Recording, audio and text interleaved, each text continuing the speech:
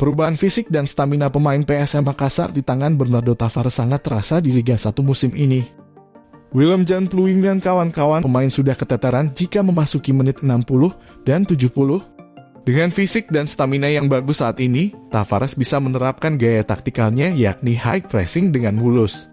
Bahkan dari satu pertandingan ke pertandingan lain, para pemain PSM Makassar tak menurunkan tempo permainan.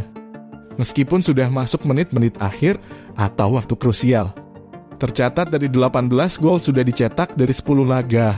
7 diantaranya dicetak pada babak kedua, bahkan beberapa gol tercipta di atas menit 70. Dalam hal bertahan PSM Makassar juga terbilang baik sebab dari 6 kali kebobolan, hanya 2 gol yang terjadi di menit krusial pada babak kedua. Lalu apa rahasia Tavares menjaga fisik pemain? Tavares mengaku sebelum menerima pinangan PSM Makassar, beberapa pertandingan PSM musim lalu ditonton. Kunci keberhasilannya meningkatkan fisik dan stamina pemain tak lepas dari pemain itu sendiri. Pemain kuncinya, pemain harus tahu lari seperti apa yang harus dilakukan. Kata Tavares saat ditemui tribuntimur.com di Stadion Kalgowa Kabupaten, Gua Kamis 6 Oktober. Selain itu, Tavares membeberkan selalu menjaga gizi dan nutrisi pemain sebelum maupun sesudah pertandingan. Kita biasa berikan makanan yang sesuai standar olahraga sebelum dan sesudah pertandingan, kata pelatih kelahiran Portugal ini.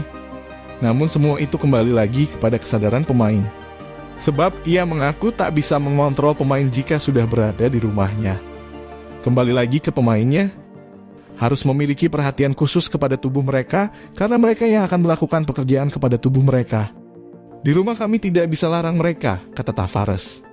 Laskar Pinisi julukan PSM Makassar saat ini di posisi 3 klasemen Liga 1. PSM hanya tertinggal 2 poin dari Borneo FC dan Madura United. Laskar Pinisi masuk kandidat juara Liga musim ini dan satu-satunya tim belum terkalahkan.